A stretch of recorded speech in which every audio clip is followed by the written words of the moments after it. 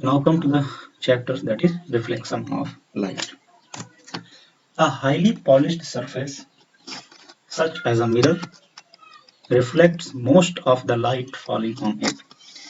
तो जैसा कि पहले मैंने बताया था कि कोई भी ऑब्जेक्ट होता है उस पर लाइट गिरती है तो यहाँ पर तीन चीजें होती हैं, ठीक है। एक, वो लाइट को क्या करेगा, एब्जॉर्ब करेगा। दूसरा, उसको ट्रांसमिट करेगा। और तीसरा क्या करेगा, तीसरा रिफ्लेक्ट करेगा, ठीक है। अब ये एब्जॉर्ब ज्यादा करेगा या कम करेगा, ट्रांसमिट ज्यादा करेगा या कम करेगा, रिफ्लेक्ट ज्यादा करेगा या कम करेगा, ये डिपेंड करेगा कि वो मटेरियल कैसा है, उसकी सरफेस कैसी है। तो जैसा कि यहाँ पर कहा जा रहा है क्या कि अ हाईली पॉलिश्ड सरफेस, ऐसा कोई सरफेस जो बहुत ज्यादा पॉलिश किया हो, बहुत ज्यादा स्मूथ हो। सच एज मिरर, जैसे कि मिरर जो हम शीशा देखते हैं वो क्या होता है, एकदम चिकना होता है, एकदम स्मूथ उसकी सरफेस होती है। तो ऐसा कोई भी सरफेस जो बहुत ज्यादा पॉलिश्ड किया है, जो बहुत ज्यादा स्मूथ हो, reflects most of the light falling. तो उस पर जितना भी लाइट पड़ता है उसका सबसे ज्यादा जो पोर्शन होता है वो क्या होता है, रिफ्लेक्ट होता है, ठीक है। You are already familiar with the laws of reflection of light. तो आप में से कुछ लोग जानते भी होंगे, पहले से पढ़े होंगे अगर, कि रिफ्लेक्शन ऑफ लाइट के क्या क्या रूल्स हैं, क्या लॉज हैं, ठीक है। तो यहाँ पे देखते हैं हम। First law states that the angle of incidence is equal to the angle of reflection. अब इसको हम कैसे समझ पाते हैं, इसको जरा देखते हैं कि अगर मान लेते हैं ये कोई सरफेस है, this is very smooth surface, okay. और इसके एक साइड हमने क्या कर रखी है, पॉलिश कर रखी है, बहुत हाईली पॉलिश्ड। तो दूसरा वाला सरफेस क्या है, स्मूथ है। ये हमें समझना पड़ेगा कि एंगल ऑफ इंसिडेंस क्या है और एंगल ऑफ रिफ्लेक्शन क्या है। तो कोई भी सरफेस, ओके, कोई भी प्लेन सरफेस, उस पर जब हम परपेंडिकुलर सरफेस की बात करें, ऐसा कोई सरफेस जो उस पर 90 डिग्री का हो, इस तरीके का कोई सरफेस, एक तो ये सरफेस हो गया। दूसरा सरफेस जो इस पर परपेंडिकुलर है, दूसरा सरफेस जो इस पर परपेंडिकुलर है, तो इसको हम लोग क्या बोलेंगे, इसको हम लोग बोलेंगे नॉर्मल, इसको बोलेंगे normal, normal to this surface, okay. तो समझने के लिए हम इसको ऐसे बनाते हैं। तो इस सरफेस को हम एक स्ट्रेट लाइन से यहाँ पे शो कर देते हैं कि ये हमारा नीचे वाला सरफेस हो गया, ठीक है। मिरर जिसकी हम बात कर रहे हैं, plane mirror, highly polished plane mirror. और उसका ये वाला जो सरफेस है जो 90 डिग्री पे है, जिसको हम लोग क्या बोलते हैं, नॉर्मल, तो उसको हम एक ऐसी परपेंडिकुलर लाइन से शो कर देते हैं। तो ये हमारा हो गया नॉर्मल, जिसको कैसे दिखाते हैं, एन से। अब according to the first law, the angle of incidence, incidence का मतलब होता है आके गिरना, हिंदी में इसको आपतन बोलते हैं, ठीक है। तो हमने क्या मान के चला है कि लाइट जो है वो स्ट्रेट लाइन में ट्रेवल करती है। तो हम अगर सपोज करें कि लाइट जो है वो इस डायरेक्शन से आ रही है, इधर से, तो ऐसे आकर के यहाँ पर गिरती है इस सरफेस पे, ठीक है। तो ये वाली जो रे होगी इसको हम लोग बोलेंगे इंसिडेंट रे। कौन सी रे बोलेंगे, इंसिडेंट रे। अब इस सरफेस की क्या प्रॉपर्टी है, इस सरफेस की प्रॉपर्टी ये है कि इस पर जो लाइट आएगा उसका मैक्सिमम पोर्शन ये रिफ्लेक्ट कर देगा। रिफ्लेक्ट करने का मतलब है ये जिधर से लाइट आ रहा है उधर ही इसको वापस भेज देगा, ठीक है। अभी यहाँ पर इस सरफेस ने किया क्या, या इस पूरे के पूरे मीडियम को दो पार्ट में डिवाइड कर दिया, एक ये वाला पार्ट जो इसके इस साइड है और एक ये वाला पार्ट जो इसके इस साइड है, ठीक है।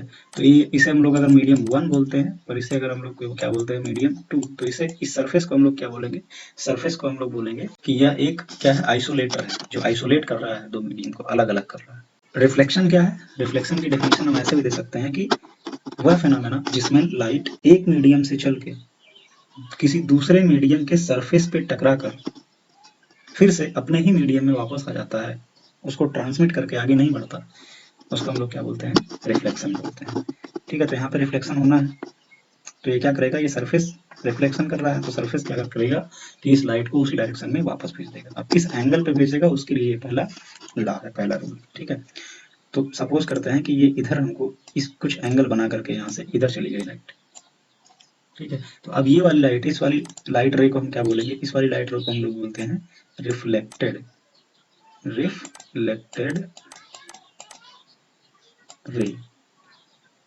तो यहाँ पर दो चीजें देखी हमने, एक इंसिडेंट रे और एक reflected ray.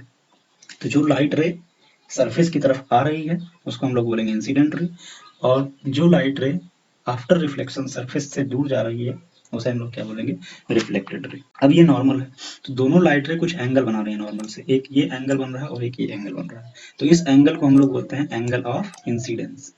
Y angle of incidence, because this angle is made by this incident ray and normal. Okay, and this angle is known as angle of reflection, R. Okay, so according to the first law, this angle I is equal to the angle R.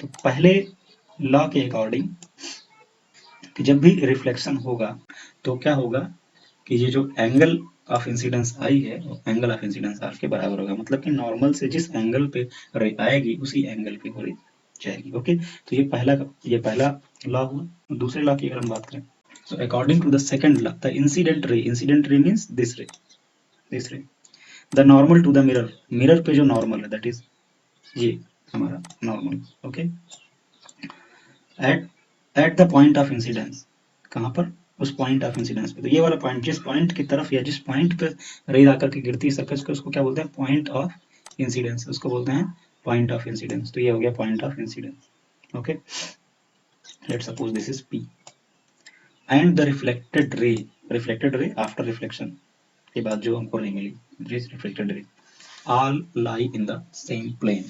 तो second law के according ये सब एक ही plane में लाई करते हैं।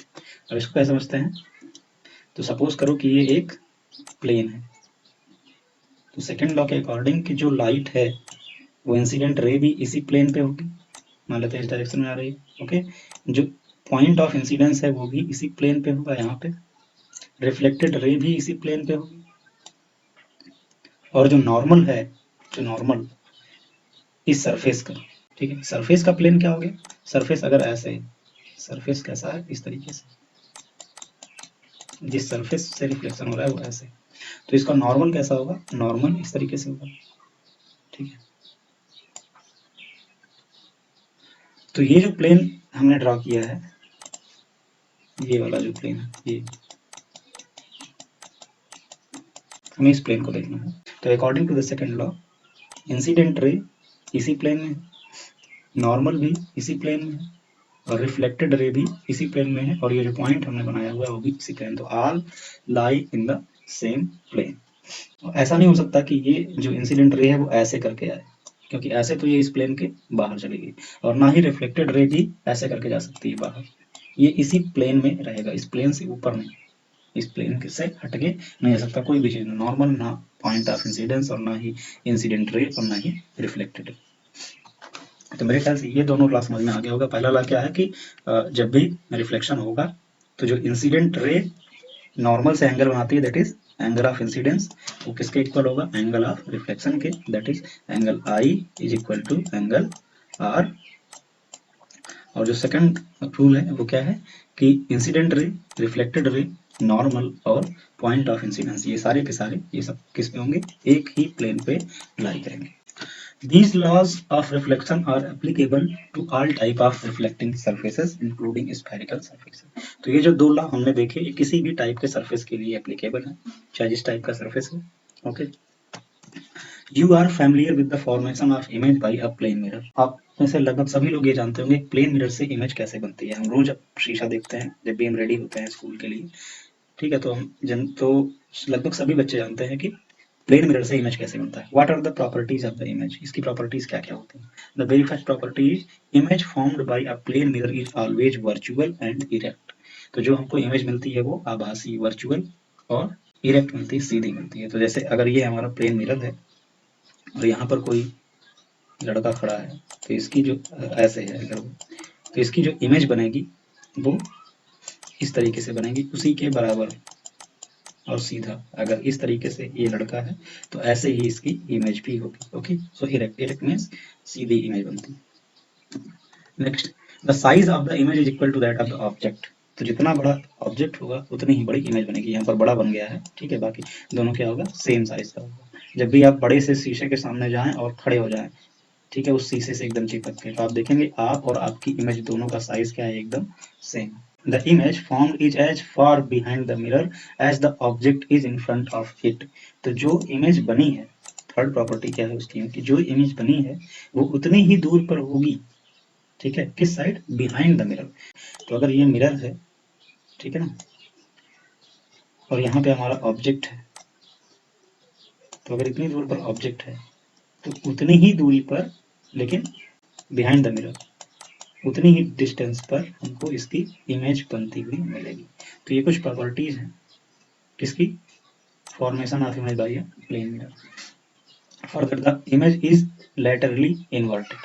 So these are the properties of image formed by a plane mirror. How would the images be when the reflecting surfaces are curved? तो ये तो प्रॉपर्टी हो गई कि कैसे इमेज बनेगी जब सरफेसेस कैसी हो, प्लेन हो। ठीक है, अब अगर ये सरफेसेस जिनसे रिफ्लेक्शन हो रहा है कर्व्ड होंगी, प्लेन मिरर नहीं है, कर्व मिरर है, तब कैसी इमेज बनेगी। ठीक है, तो उसको हमें देखना है। तो इसके लिए हम एक एक्टिविटी कर लेते हैं। ठीक है, take a large shining spoon, एक बड़ा सा चमकदार चम्मच ले, स्पून।